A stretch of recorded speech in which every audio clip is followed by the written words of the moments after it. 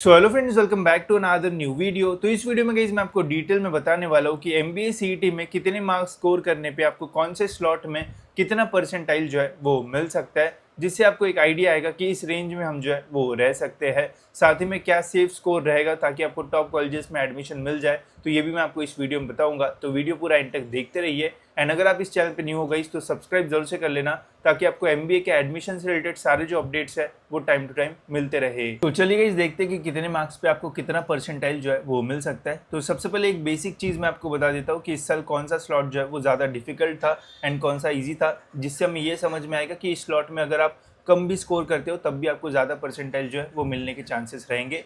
तो इस साल गाइस जितने भी स्टूडेंट्स का रिव्यू आया है सभी ने यही बोला है कि जो डे 1 का स्लॉट 2 था वो सबसे ज़्यादा डिफिकल्ट था। यहाँ पे ही सब मैक्सिमम स्टूडेंट्स को जो मैक्सिमम डिफिकल्ट क्वेश्चंस है वो देखने को मिले थे। तो स्लॉट 2 के स्टूडेंट्स का अगर स्कोर कम भी आता है तब भी यहाँ पे आपको ज़्यादा परसेंटाइल मिलने के जो चांसेस रहेंगे ये तो कन्फर्म है, ठीक है।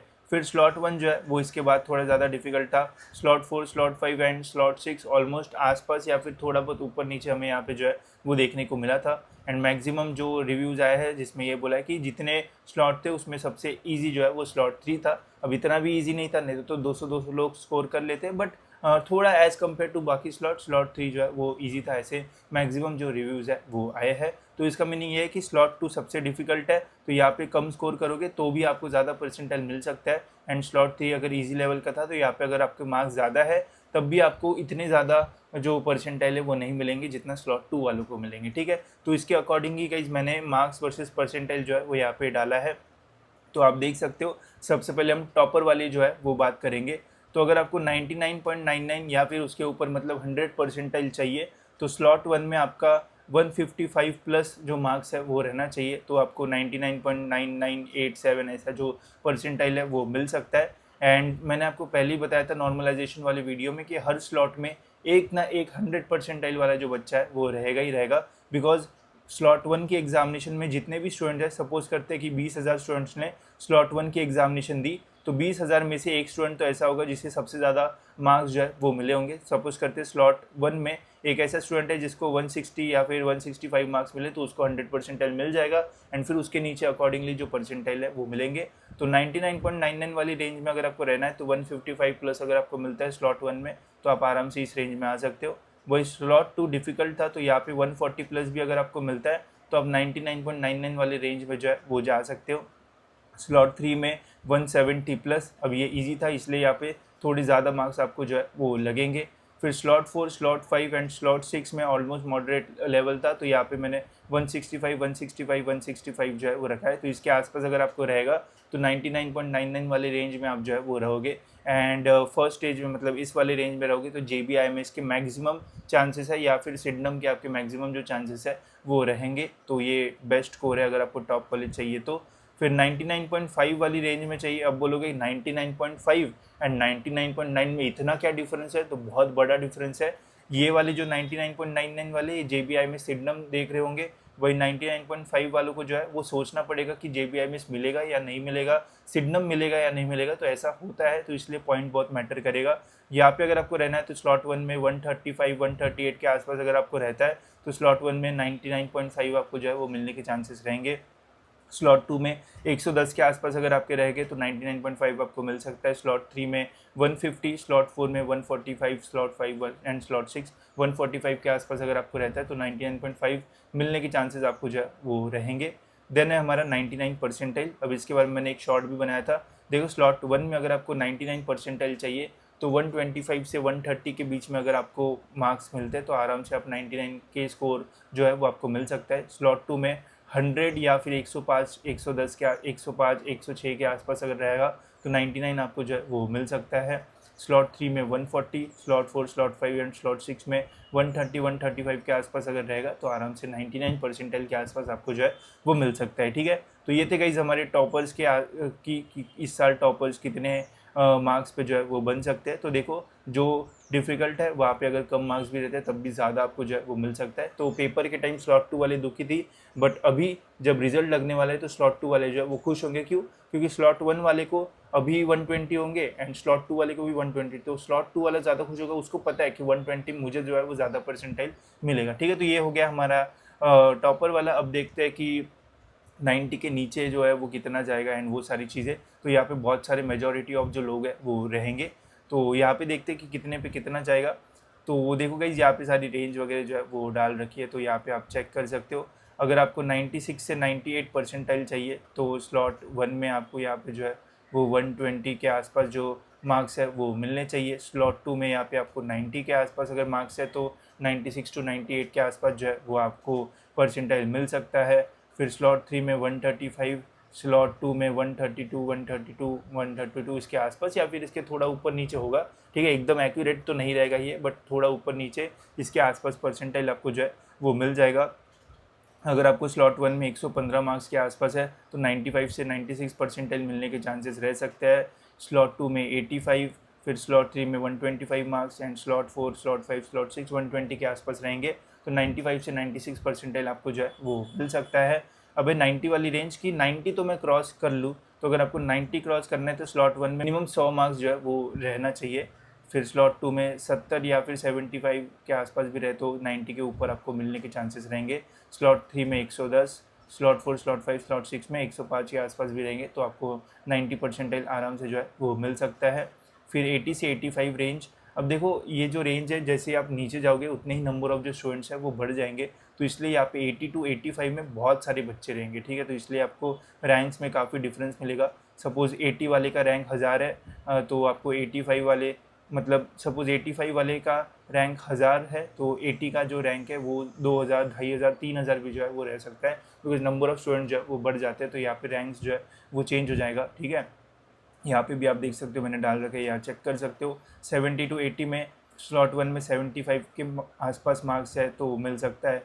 स्लॉट 2 में 45, 50 के आसपास भी है तब भी 70-80 परसेंटेज मिल सकता है। स्लॉट 3 में 85, फिर यहाँ पे 80-80। ठीक है, बाकी आप यहाँ पे देख सकते हो, मैंने डाल रखा है, आप चेकआउट कर सकते हो। ठीक है, अब देखो यार, आपका सेफ स्कोर क्या रहेगा उसके बारे में भी मैं जो है वो बात करना चाहूँगा, बिकॉज ये तो हो गया स्लॉट वाइज, बट जब आपका रिजल्ट लगेगा एक्चुअल में, आपका जब MBA CET का रिजल्ट लगेगा तो रिजल्ट में ऐसा कोई स्लॉट वगैरह लिखे नहीं रहता है, वहाँ पे लिखा नहीं रहेगा कि आपका स्लॉट ईजी था या फिर हार्ड था। जब रिजल्ट लगेगा डायरेक्ट आपको पता चल जाएगा कि भाई मुझे 98 परसेंटाइल मिला है या फिर मुझे 74 परसेंटाइल मिला है, ऐसा वहाँ पे क्लियर कट लिखा रहेगा। ना ये भी नहीं लिखा रहेगा कि आपको जो लॉजिकल रीजनिंग में वो 40 मार्क्स मिले हैं, आपको जो वर्बल है वहाँ पे 20 मार्क्स मिले, तो कुछ भी नहीं लिखा रहेगा। बस आपका जब रिजल्ट आएगा तो वहाँ पे बस आपका परसेंटाइल जो है वो लिखा रहेगा। एंड देखो, अभी मैं आपको ये बोलूँगा कि कमेंट सेक्शन में बस लिख के रखो कि आपको कितने मार्क्स मिले हैं एंड आप कितना एक्सपेक्ट कर रहे हो, बिकॉज जितना मैं हर साल देखता हूँ लास्ट 3-4 साल से, जब रिजल्ट लगता है तो 50% जनता जो है वो शॉक में रहती है कि यार मुझे तो अच्छे मार्क्स मिले थे बट परसेंटाइल जो है वो कम क्यों मिल गया, एंड मुझे तो काफ़ी कम मार्क्स थे बट अच्छा परसेंटाइल मिला। तो ऐसा बहुत सारे लोगों के साथ होता है। तो अभी बस डाल के रख दो, आपकी एक्सपेक्टेशन दिख जाएगी एंड जब रिजल्ट लगेगा तो वही कमेंट एडिट कर देना, मज़ा आ जाएगा आपको। ठीक है, तो ये होता है, बस आपको जो है वो पता चलेगा कि कितने परसेंटाइल आपको जो है वो मिले हुए हैं। तो सेफ स्कोर की अगर बात की जाए तो देखो, अगर आपको टॉप 5 कॉलेजेस में जाना है या फिर टॉप 3, जैसे सिडनम हो गया या फिर JBIMS हो गया एंड वेलिंकर हो गया, अगर इन टॉप 3 कॉलेजेस में आपको जाना है तो देखो आपको 99 वाले रेंज में तो जो है वो रहना ही रहना पड़ेगा। ठीक है, अगर आप ओपन OBC SC कैटेगरी से हो तो आपको आराम से, SC BC से हो तो 99 के आसपास रहना पड़ेगा, तभी आपके जो चांसेस है वो बनेंगे। बाकी फिर ST NT कैटेगरी में हो तो मैंने वीडियो बनाया, आप चेकआउट कर सकते हो।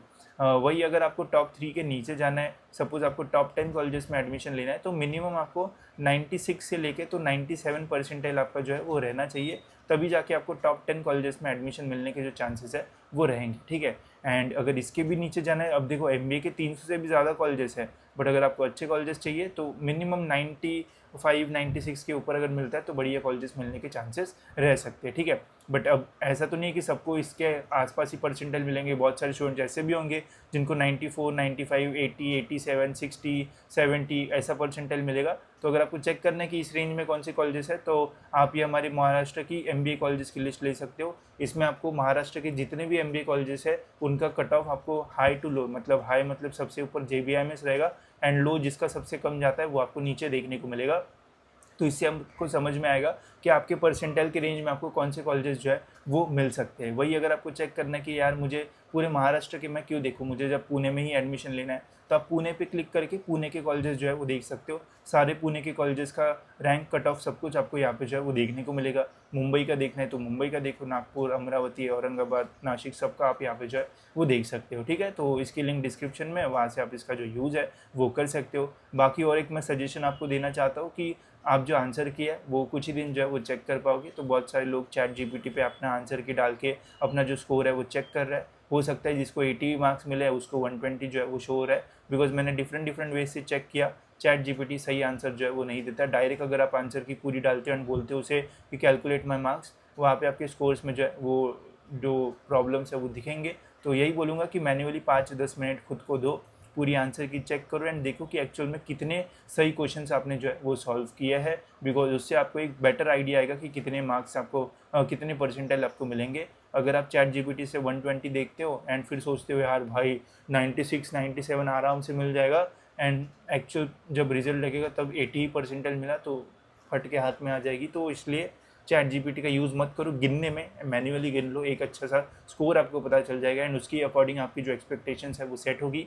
नहीं तो अभी एक्सपेक्ट ज़्यादा करोगे एंड बाद में कम मिलेगा तो फिर पूरी एडमिशन प्रोसेस आपकी जो है वो ख़राब हो सकती है। ठीक है, तो इसका जो है वो ध्यान रखना। बाकी मार्क्स वर्सेस परसेंटाइल मैंने आपको बता दिया है। अब मैं बिल्कुल भी क्लेम नहीं करता हूँ कि ये सब सही रहेगा, इसमें बहुत सारी जो चेंजेस है वो आने के चांसेस रहते हैं हर साल, बिकॉज बहुत सारे डिफरेंसेस होते हैं। एंड सीईटी सेल को ये भी नहीं बताया हमें कि एक स्लॉट में कितने स्टूडेंट्स ने एग्जामिनेशन दी, बिकॉज उसके ऊपर भी मैटर करता है। बिकॉज नॉर्मलाइजेशन का वीडियो जब मैंने बनाया था तो वहाँ पे बताया था कि एक स्लॉट में कितने स्टूडेंट्स हैं, उससे वो फार्मूला जो है वो रन होता है, तो वो हमें नहीं पता तो कैसे हम निकाल सकते हैं। तो ये एक्सपेक्टेशन है, इसके आसपास आपका जो स्कोर है वो रह सकता है। बाकी जब रिजल्ट लगेगा तब हम लाइव स्ट्रीम वगैरह करेंगे एंड देखेंगे कि क्या आपका एक्सपेक्टेशन था एंड क्या आपको रियलिटी में जो परसेंटाइल है वो मिला है। ठीक है, तो होप सो गाइज ये वीडियो आपको इन्फॉर्मेटिव लगा होगा, और कुछ पूछना होगा तो कमेंट्स में आप पूछ सकते हो। फिलहाल इस वीडियो में इतना ही, मिलते हैं गाइज ऐसी और एक इन्फॉर्मेटिव वीडियो में।